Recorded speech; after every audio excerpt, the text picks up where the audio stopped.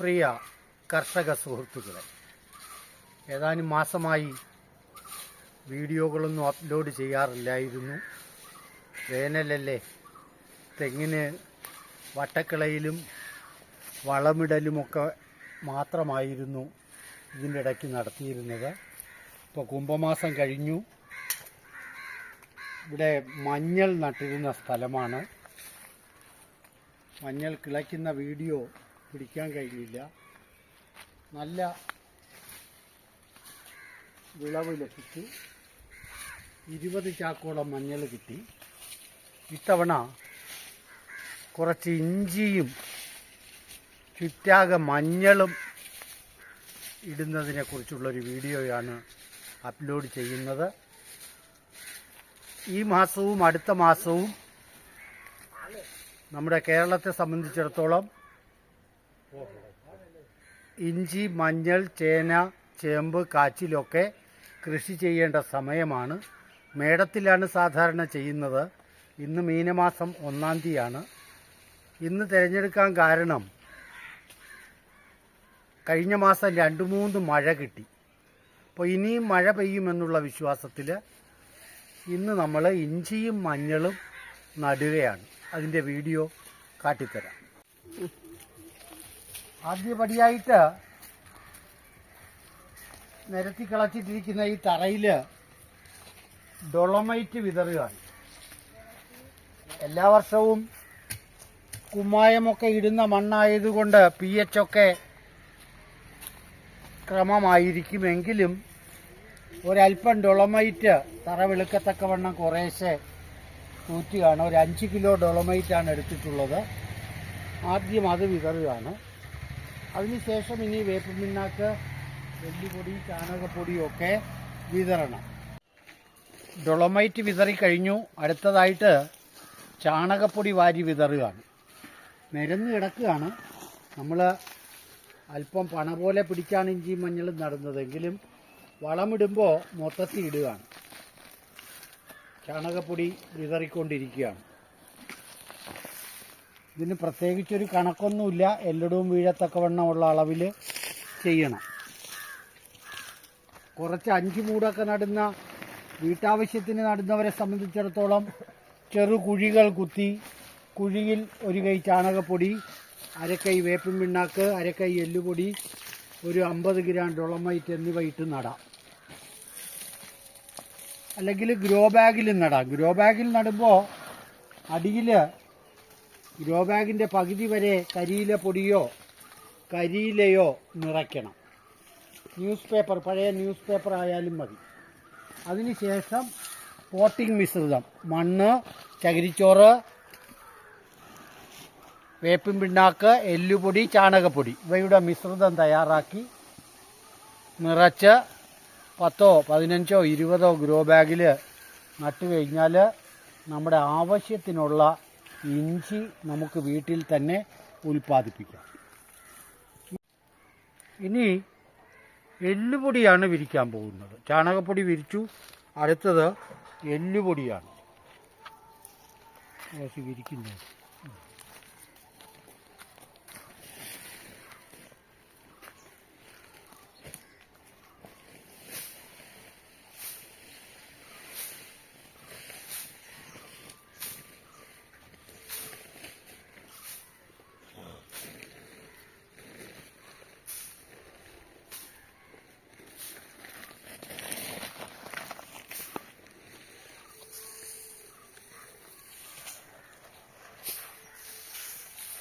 അരുവിന് കൂടുതൽ വേണ്ടടാ, മദ്യത്തോട്ട് വരും.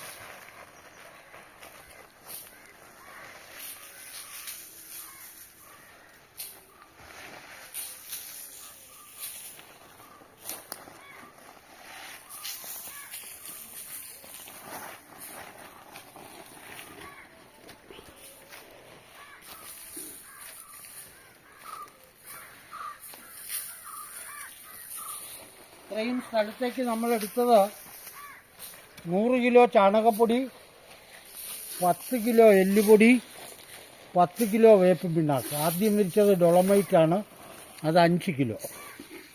ഇത്രയും ചെയ്ത് നട്ടാൽ മുള പൊട്ടി ഒരു മാസമൊക്കെ ആകുമ്പോൾ മഴക്കാലം ആരംഭിക്കുമ്പോൾ അല്പച്ച വളമിട്ട് മണ്ണടിപ്പിച്ചു കൊടുക്കണം.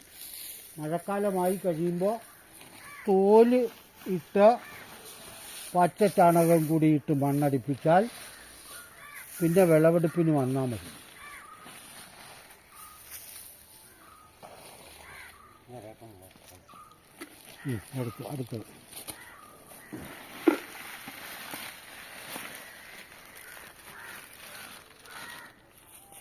അടുത്തത് നമ്മൾ വേപ്പ് പിണ്ണാക്ക് വിരിക്കുകയാണ്.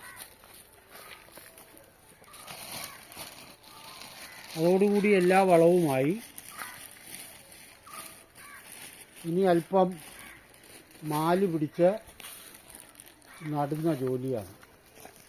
മാലെന്ന് പറയുമ്പോൾ തറനിരപ്പിൽ നിന്ന് ഉയർത്തിയല്ല, ഒരു നിശ്ചിത വീതിക്ക് ഇത് പണ പോലെ ആക്കുകയുള്ളൂ. പിന്നെ 2 വളം കൂടി ചെയ്യുമ്പോഴാണ് ഇത് തറനിരപ്പിൽ നിന്ന് അല്പം ഉയർന്നു വരുന്നത്.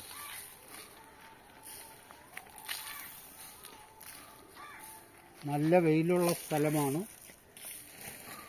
കഴിഞ്ഞ വർഷം നന്നായിട്ട് മഞ്ഞൾ കിട്ടി.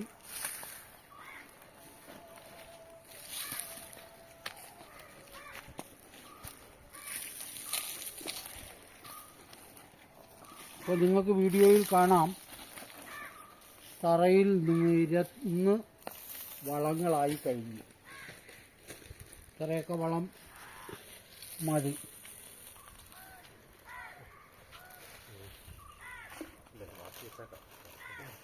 വയ്ക്കണ്ടോ? ഓ,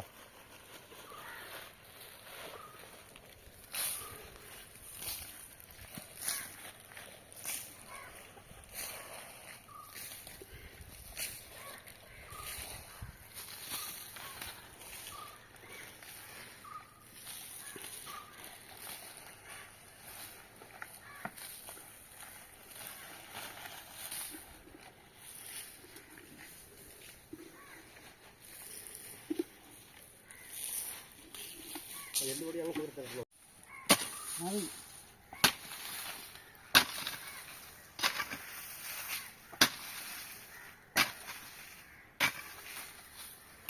ഇതാണ് മാല് പോലെ പിടിക്കുമെന്ന് പറഞ്ഞത്. അല്പച്ചേ മണ്ണ് ഈ വളത്തിൻ്റെ മുകളിൽ വീഴത്തക്കവണ്ണം ഒരു ചാലുണ്ടാക്കുകയാണ്. അപ്പോൾ നമുക്ക് ഇനി വളമൊക്കെ ഇടുമ്പോൾ ഈ ചാല് കിളച്ച് അതിൽ നിന്ന് മണ്ണ് കോരിയിടാം. ഇവിടെ നിന്ന് അങ്ങോട്ട് നമുക്ക് ഇഞ്ചി നടുന്നതാണ് കാണിക്കുന്നത്. നിരത്തി വന്നിട്ടാണ് കുറച്ചുകൂടെ ഓരോ കഷ്ണം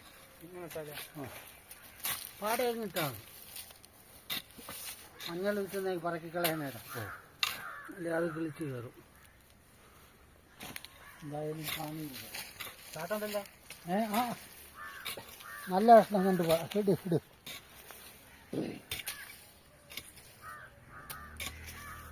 അപ്പോൾ ഇഞ്ചി നടുകയാണ്. ഓരോ കഷ്ണം കുഴി കുത്തി ഒരു നിരപ്പിന് 3 കുഴി കുത്തി ഒരു കുഴിയിൽ ഒരു കഷ്ണം ഇടുകയാണ്. അതിലൊന്നുകൂടെ ഇടുക.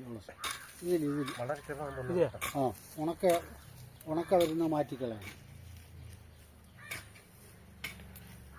കുടിക്കണ്ട.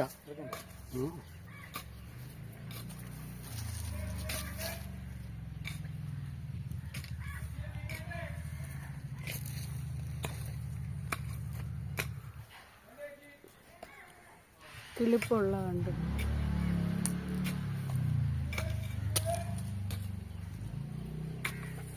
ഇഞ്ചി നമ്മൾ ചാണകപ്പാലിൽ സ്യൂഡോമോണാസ് ചേർത്ത് 1 മാസം മുമ്പ് റെഡിയാക്കി വെച്ചതാണ്. ഒക്കെ മുള പൊട്ടിയിരിക്കുകയാണ്.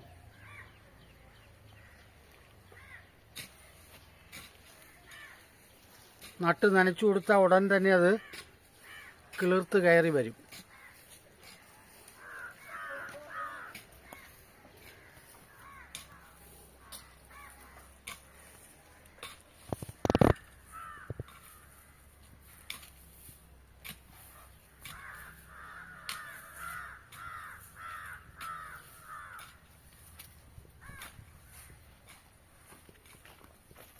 ഇങ്ങനെ ഇഞ്ചി വെച്ച ശേഷം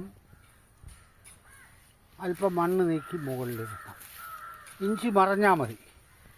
ഇനി നമ്മളിതിൻ്റെ മുകളിൽ നന്നായിട്ട് കരിയിലേക്ക് പുതയിടുന്നുണ്ട്. അതുകൊണ്ട് കൂടുതൽ താഴ്ന്നു പോകേണ്ട കാര്യമില്ല.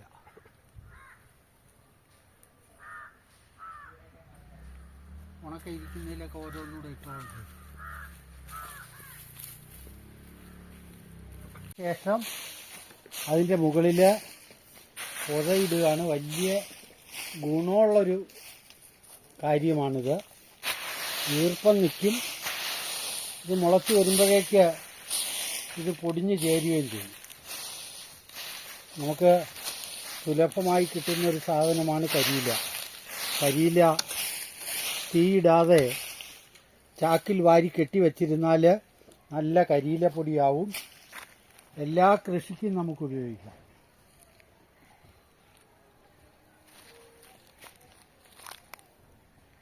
അപ്പോൾ സിമ്പിളായി ഇഞ്ചി കൃഷി ചെയ്യുന്ന രീതിയാണ് നിങ്ങൾക്ക് കാട്ടിത്തന്നത്.